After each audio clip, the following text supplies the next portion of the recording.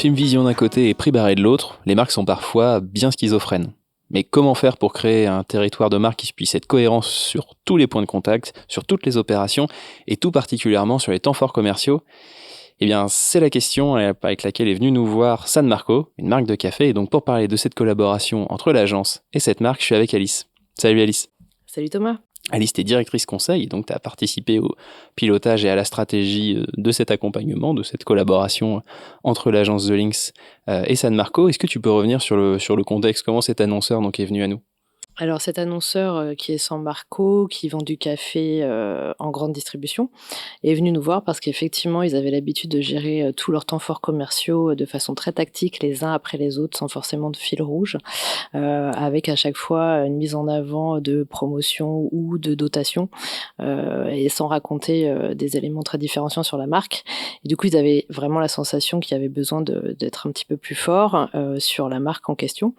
Et du coup, ils ont remis ce budget-là en compétition et ça a été tout l'objet en fait de les accompagner en leur disant que à partir du moment où il y avait un budget assez conséquent, environ 8 OP, 8 temps forts, on avait le temps nécessaire pour installer des prises de parole assez récurrentes en racontant des choses qui remontent un petit peu plus sur la différence de marque, sur la préférence de marque plus pérenne.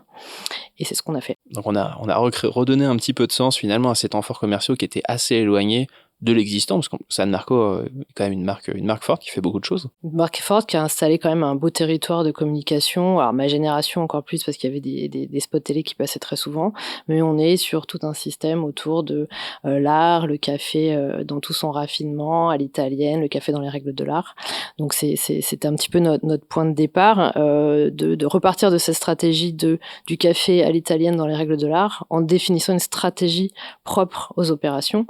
Et ce qu'on a voulu faire, c'est accompagner les consommateurs finalement dans la découverte de cette dégustation dans la règle de l'art, ce qu'on fait pas forcément, on n'a pas forcément les moyens de le faire à titre individuel. Et du coup, on a décidé que chaque opération irait donner un petit peu plus de billes aux consommateurs pour apprendre un petit peu comme le vin, à faire en sorte d'adapter le moment ou d'adapter la préparation ou l'intensité de son café au moment où on le déguste ou ce qu'on vient de vivre avant, ce qu'on a mangé juste avant, ou si on est le matin, si on est l'après-midi, des choses comme ça. Donc en fait, on a fait en sorte que chaque opération vienne raconter un peu plus ça sur la marque. Du coup, il a fallu qu'on invente des opérations.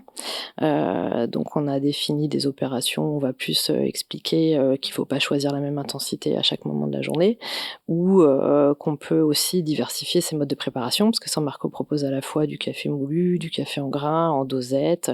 Donc, de montrer aux consommateurs qu'on peut avoir différents modes de préparation selon le moment de la journée. Oui, tout un panel. Là où la marque a beaucoup été dans l'inspiration, justement, avoir cet univers très, très riche et bien installé sur plusieurs générations autour de ce rapport très raffiné du monde de l'Italie, ça, c'était déjà en place.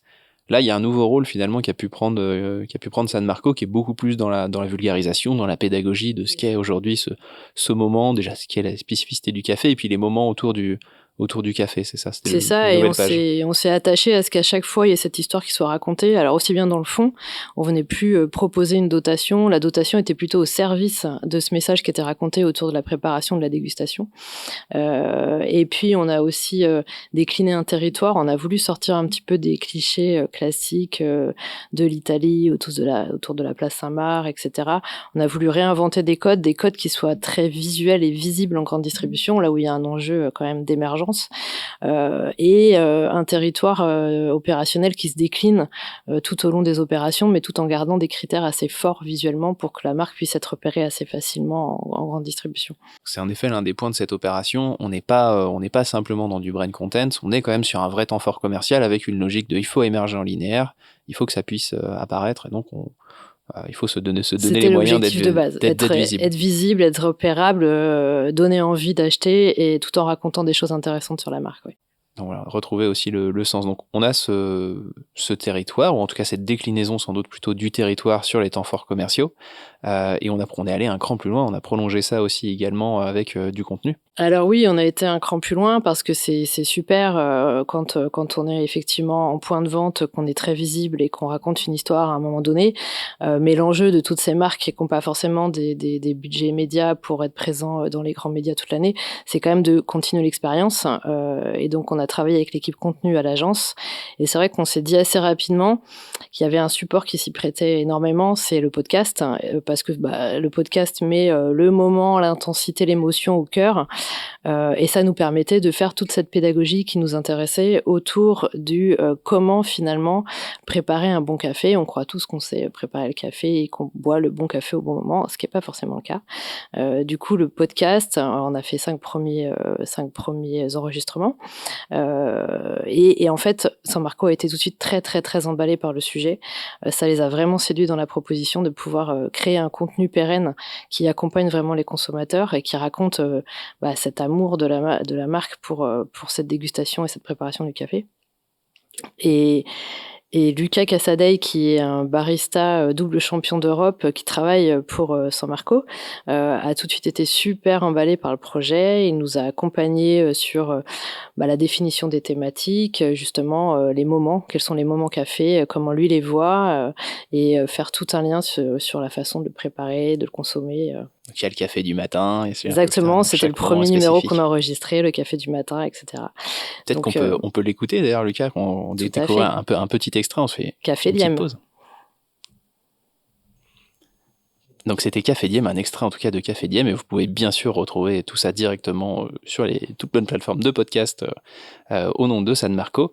Donc cette opération, en effet, voilà, il y a eu cette prolongation et qui est arrivée jusqu'en magasin, finalement, jusqu'en linéaire, puisqu'elle aussi, on l'a poussée jusque sur le packaging. C'est là où San Marco a vraiment joué le jeu à fond, c'est-à-dire que, évidemment, ils ont médiatisé, on sait aujourd'hui que faire un podcast et le noyer dans la masse, ça sert à rien, donc ils nous ont suivis sur les recommandations médias de l'agence pour faire en sorte que le podcast émerge, et cerise sur le gâteau, ils ont été jusqu'à, effectivement, packager tout leur pack en magasin avec la mise en avant du podcast de Luca Casadei, des sujets. Donc, on a vraiment une belle visibilité en magasin de ces podcasts. Ouais, c'est vraiment un acte fort d'aller jusqu'à modifier le packaging, où on sait bien que beaucoup de choses se jouent sur du packaging. Voilà, forcément, pour des marques comme ça en linéaire, c'est vraiment très fort d'être allé jusque-là.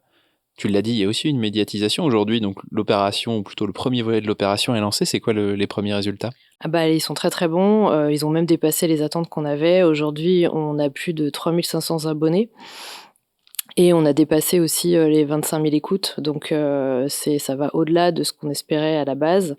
Et du coup, on vient de décider de lancer les 5 prochains pour la rentrée. C'est ça, donc 5 épisodes et donc 25 000 écoutes déjà. Et puis voilà, avec une démarche podcast qui, je trouve, est très premium en plus dans la proposition. Il y a quelque chose d'assez intimiste, d'assez expérientiel. Le fait de pouvoir aller chercher quand même une audience qui n'est pas si faible, c'est une belle réussite en effet. Ouais, on est d'accord. Ma dernière question, voilà, histoire que tout le monde puisse profiter de cette belle réussite justement qu'est San Marco, quel conseil tu donnerais alors pour que justement ces temps forts commerciaux puissent être cohérents et puissent servir un territoire de marque ? Trois éléments, je dirais. Le premier, c'est bien sûr raconter des histoires de marque, raconter des choses différentes sur la marque.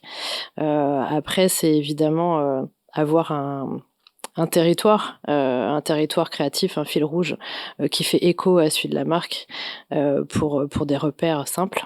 Et du coup, le troisième point, c'est de travailler une stratégie de contenu qui fasse que l'expérience puisse aller un petit peu plus loin que les temps forts commerciaux présents en magasin, et que la marque puisse vraiment accompagner les consommateurs sur du long terme. Ouais, ça rend le bon moyen. L'enjeu est vraiment de créer de la cohérence, et pour ça aussi, voilà, faut être multi-support et aller de pas penser les temps forts commerciaux vraiment à part du reste. C'est ça. Okay, merci beaucoup Alice. Écoute, on y voit plus clair sur cette problématique. Je t'en prie. Et merci à tous d'avoir suivi cet échange. Plein d'autres problématiques vous attendent sur notre site, thelinks.fr. À bientôt.